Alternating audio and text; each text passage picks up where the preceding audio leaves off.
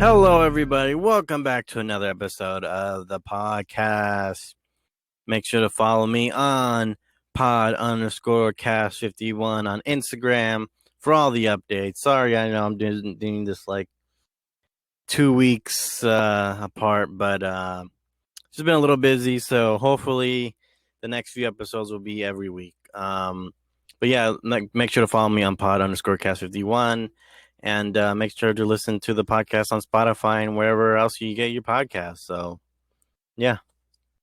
And we're on Pandora too. I'm like, oh my goodness gracious. We're on everything. We're on everything. So, hopefully, you guys, if you guys don't listen to Spotify, there's the link in the bios. And, I'm in Spotify. I'm on, just a whole bunch of other stuff. So, we're going to get into the podcast. I'm blanking on the names. But yeah, I'm like really excited to talk about this. I wanted to talk about this for a little bit, and I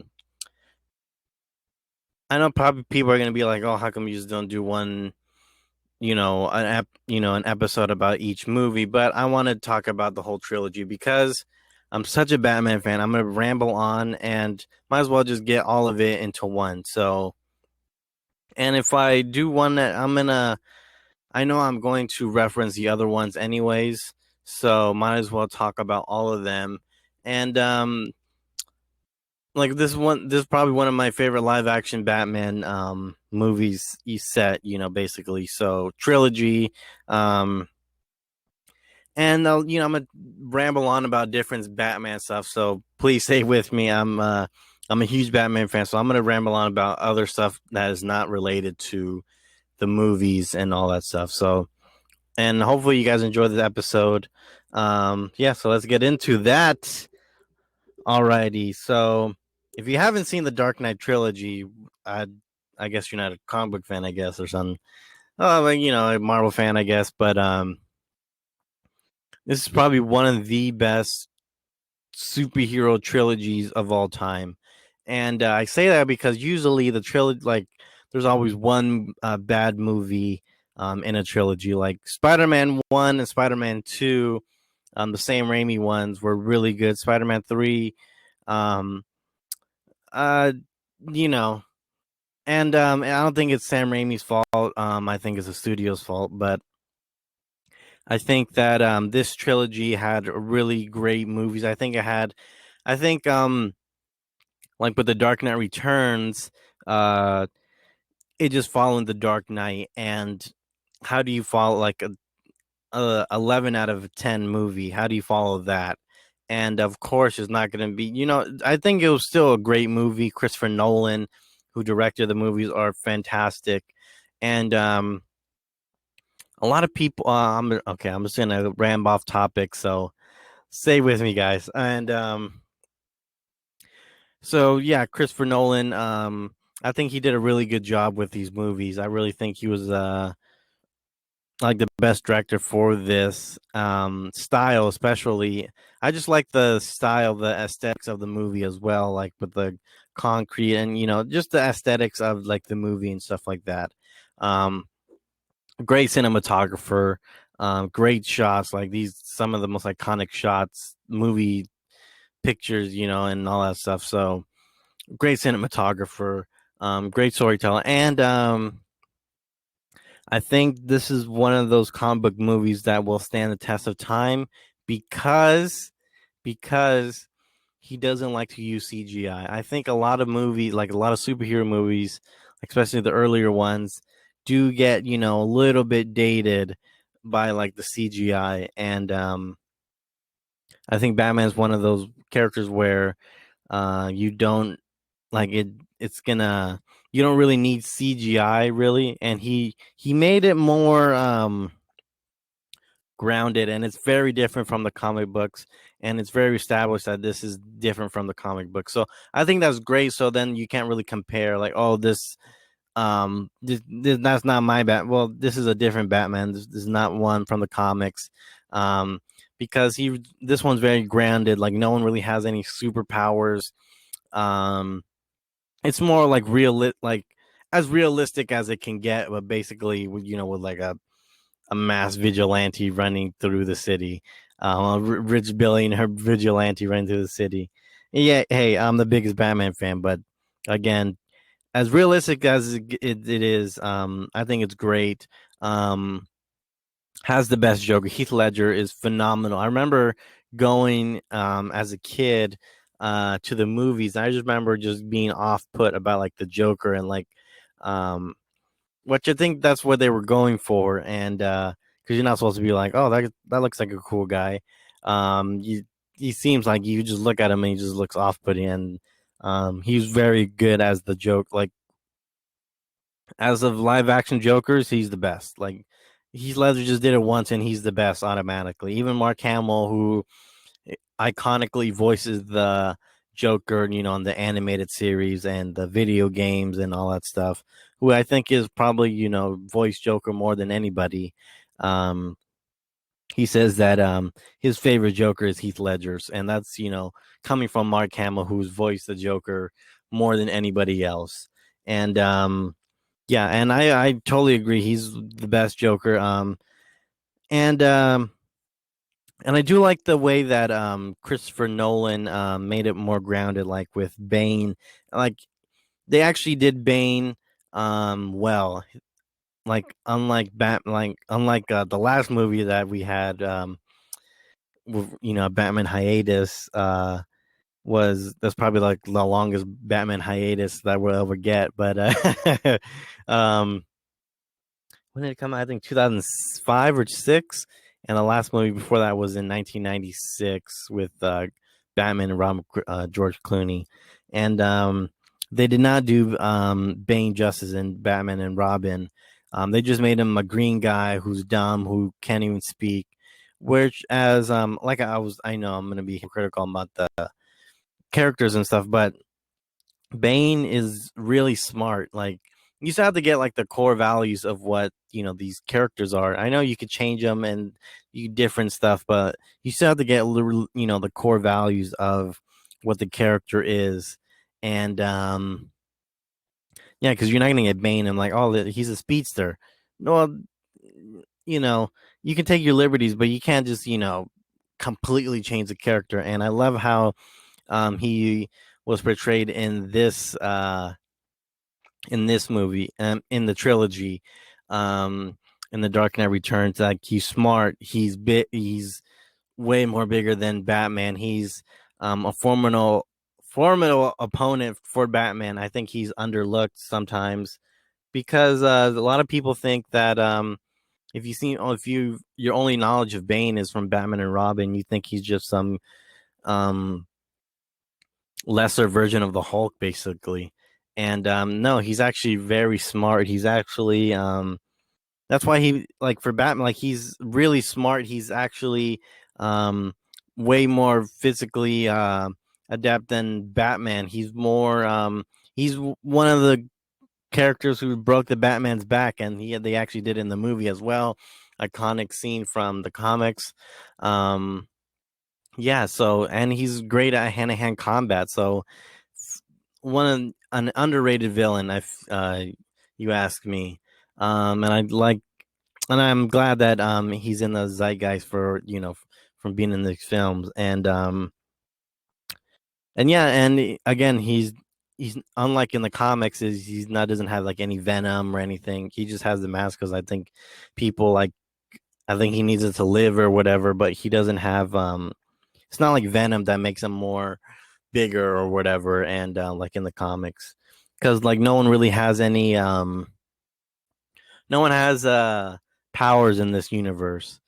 Um, and let me some fun facts. And Batman Begins was really good. I did like the costume for the Dark Knight, um, or for Batman and Batman Begins.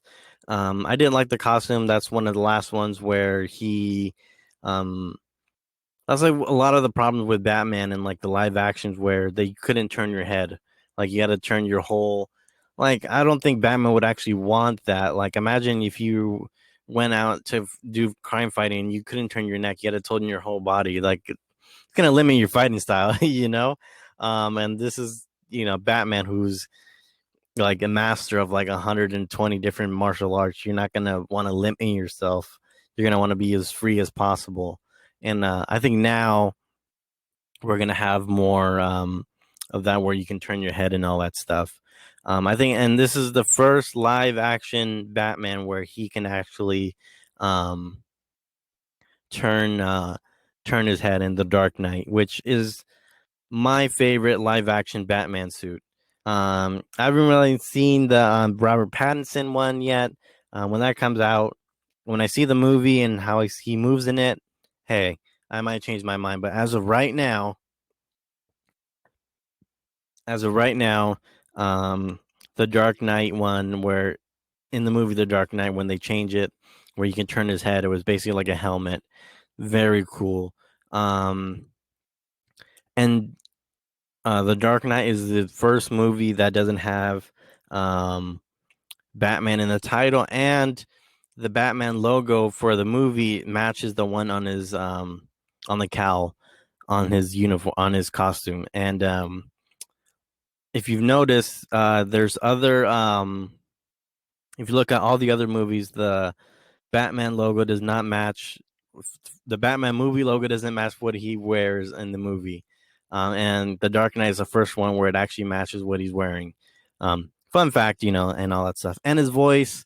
And for better or for worse, it's an iconic Batman voice, and it's a misconception. I know on the Joe Rogan podcast, he talks about how every Batman talks like, "Where's Rachel? Where is she?" Like Christian Bale is the only one who talked like that. No other Batman did that. No other live action. No other Batman actually talked like that. Mike Adam West didn't talk like that. Michael Keaton didn't talk like that. Val Kilmer didn't talk like that. George Clooney didn't talk like that. Um, I think um, it would have been cool if he had in for Ben Affleck's Batman where he had like a voice modifier where it changes his voice. Um, that would have been really cool. But again, he's not the first one to change his voice. Batman to change his voice. Kevin Conroy was the first one to do that. Um, who voices him in the animated series, where he's the one he changes his Bruce Wayne voice is different than the Batman voice, which I thought it's pretty cool to know, and I think that's right. But I know he for sure does it. I don't know. I think he's the first one to do it. Yeah, I think he's the first one to do it, and a lot of other people after Christian Bale did. I mean, Kevin Conroy did that. Then, but of course, Christian Bale is gonna, live action is gonna be more recognition, and The Dark Knight was, an iconic movie. I think it's like in the top 100 movies of all time. I think that's yeah. But whoever makes that list is, of course, it's bias, and some people don't like one movie, and a lot of people love the movie. So, but again, it's an iconic movie. It's in pop culture, ingrained in pop culture, and his voice. And but yeah, his voice. I didn't mind the voice. But I do think I don't know why other Batman actually try to do that. I remember George Clooney in like an interview. He was talking about Joel Schumacher, and he actually changed his voice like on the interview, like Batman. Like he actually didn't do that in the movie. I was like, you didn't do that in the movie. You just because like imagine if you have like an iconic voice, and this is Bruce Wayne. This is not like you would know who he's famous in like Gotham. Everybody knows who he is. He's like one of the richest people. Like people know who he is. Um, so it's not like people wouldn't know what his voice is. So I'm like, of course you're gonna change your voice. I don't know if Batman would actually want to do that. I think he would have a voice modifier, but that's just me. They did an Arrow with the voice modifier. The Flash used to do it did it like in season 1 where he would vibrate himself and vibrate his face so people wouldn't know who it was. And they stopped doing that for some reason. But yeah, I guess, whatever. A lot of money to CGI that. But But yeah, voice modifier, I think you'll be good. Um, oh, the Batmobile. The Batmobile. This is the one of the first movies where it's like in a tank or whatever. Isn't it kind of weird where in the Adam West it's like they're kind of like the first live action Batmobile that we got to see. It was just a regular car and Bat logo on it. Now it's coming full circle with Robert Pattinson's car. It's not like a big tank or whatever. It's just a muscle car.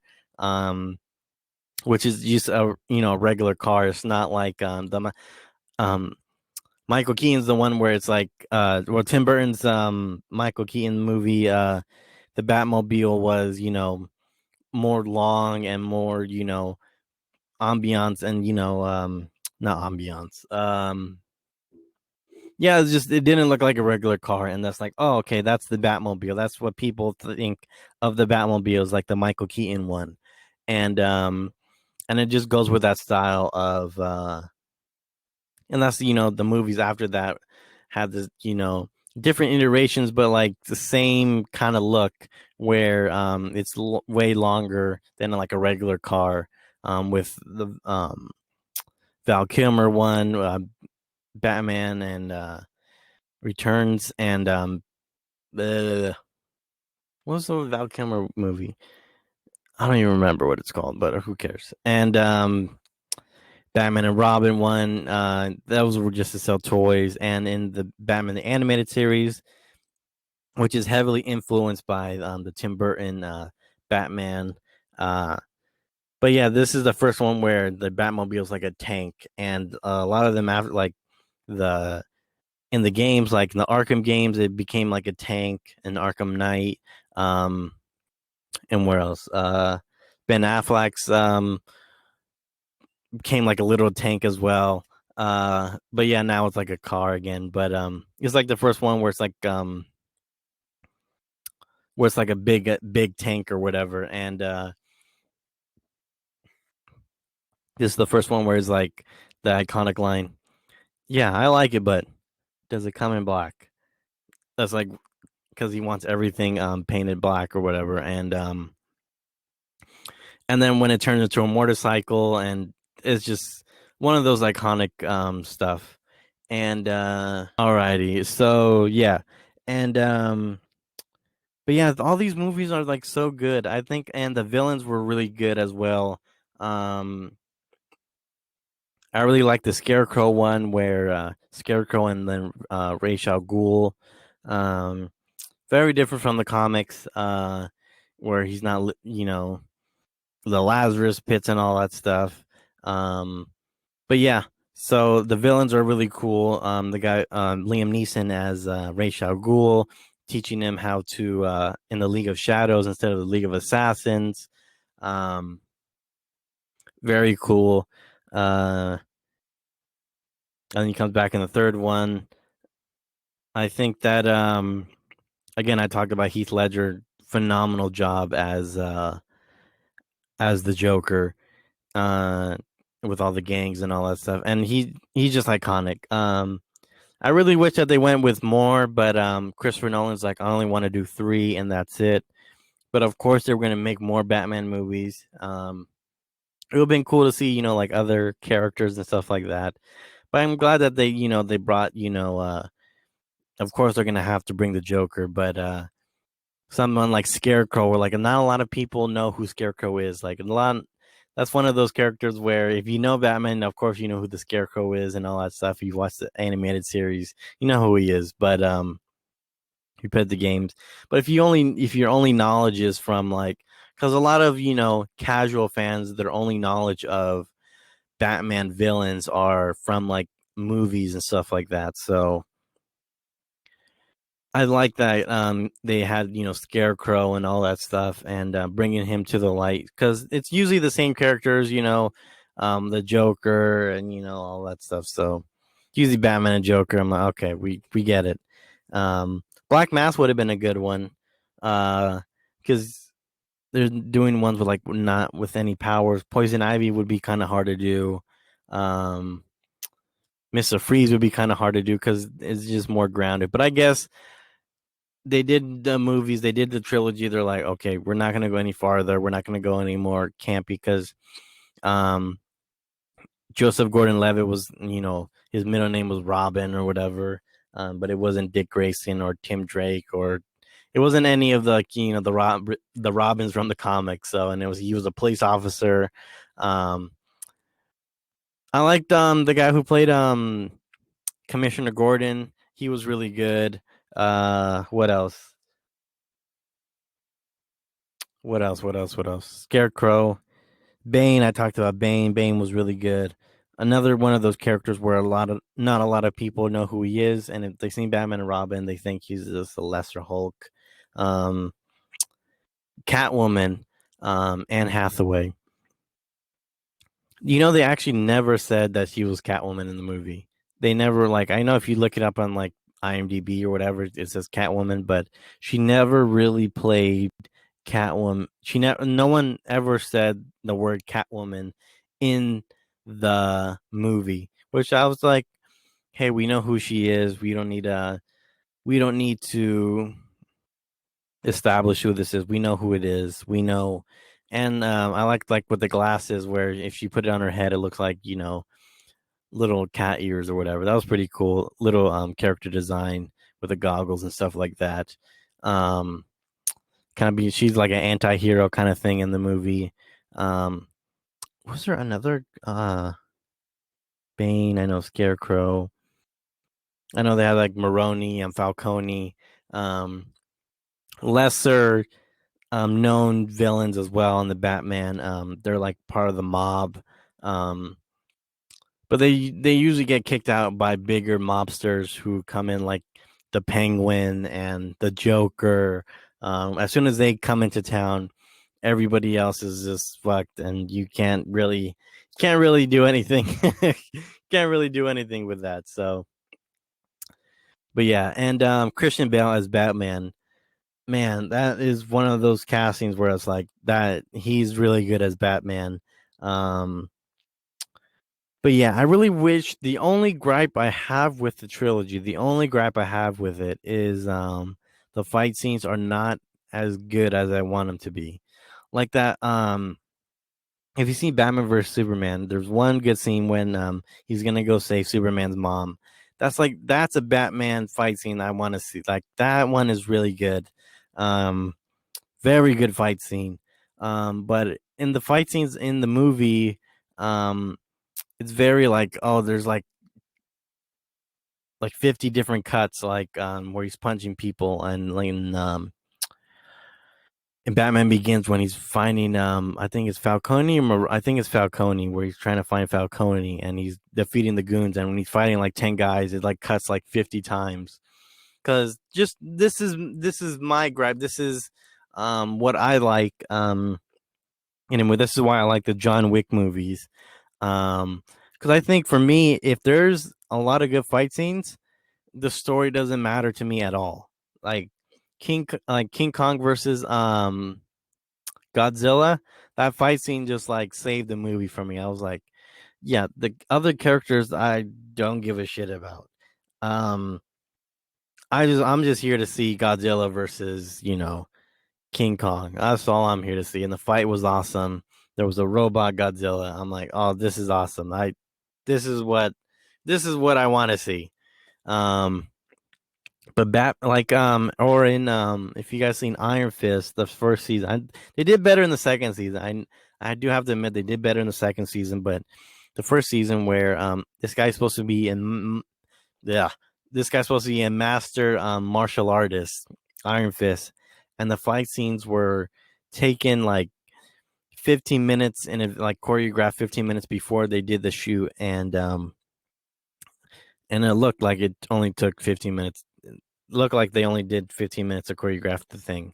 Um, but yeah, I guess if you do it like with someone like Donnie Yen or something, like, or Jackie Chan, maybe you could do it like in 15, like it would be better suited for like 15 minutes, but I think they'll take more time to do it. I really want like a good, like, when I think of Batman, he's of course he's a master detective. Um He's the world's greatest detective. He's a master martial artist. prolific and hand to hand combat.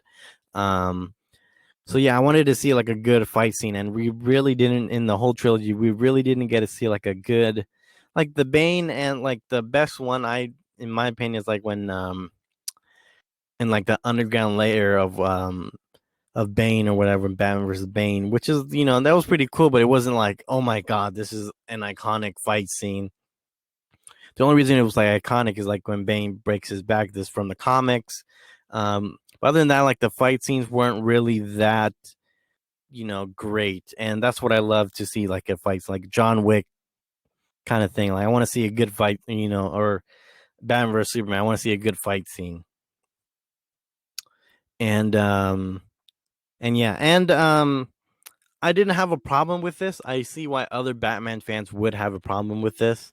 Um, but I think that they're gonna fix that in like the new with Robert Pattinson Batman. I think they're gonna fix it, but really, no one really has shown that the detective side of Batman. They kind of did it with the Joker when he's like testing the different bullets, and just to see that was a pretty cool scene. I wish we had a little bit more of that. Like throughout the movies, like where he's like a really good detective and all that stuff. Um,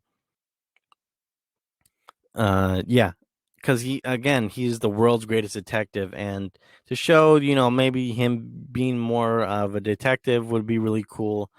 But again, I really love these movies. The bigger gripe is like the I wanted better fight scenes. But yeah, everything else was like phenomenal. Christopher Nolan was directing the movies was phenomenal. I really like how he doesn't like to use CGI. He likes to use practical effects. So I think that like people looking at this movie farther, in the future and stuff like that, it's not going to really date the movie like how other movies, like if you have CGI in it, heavily CGI, of course technology is going to get better. So when you see it again, you're like, wow, that's how technology was. I don't remember it being this bad. Like if you rewatch like the Sam Raimi movies, of course they're good. Of course, if you grew up watching those movies, of course you're gonna be like, it's gonna be nostalgic, so it's gonna overcloud, how dated the movie is, like with the CGI and the effects and like the swinging effects and all that stuff. Compared to like the MCU one and stuff like that with Tom Holland. So of course, I do get like when some people use CGI and stuff like that, but I do like how Christopher Nolan uses practical effects, and yeah. So this is my review of like the trilogy. I really love all the characters in the trilogy. Lucius Fox was really Morgan Freeman as Lucius Fox was really good. Um, Michael Caine as Alfred, one of my favorite Alfreds. He's really good, and a lot of iconic lines from him. Christian Bale, I really wish he would come back as Batman. I know he's one of those where he's like, I'm done doing the Batman thing. I did it. But it would be really cool if he like did a camp. Like I don't think he's gonna do a cameo. He's like he has enough money to do whatever he wants. And I respect that. But it'll just be cool. Like if he did it, I'll be like, I'm excited. I'm if he came back like to the DCEU and it wasn't Ben Affleck, hey, I would be really excited. But Ben Affleck was good. Robert Pattinson, I think he's gonna do good. High hopes for that. But I do get why Christian Bale doesn't want to do it anymore. He's like, I did that. I want to do other stuff. Hey, do other stuff. I get it. And but yeah. Um the Batcave was really cool. Not really similar to the one in the comics. Um the most similar one to the comics is probably Michael Keaton's, I think. Um but yeah, Christian Bale's is like very modern, like a garage or whatever.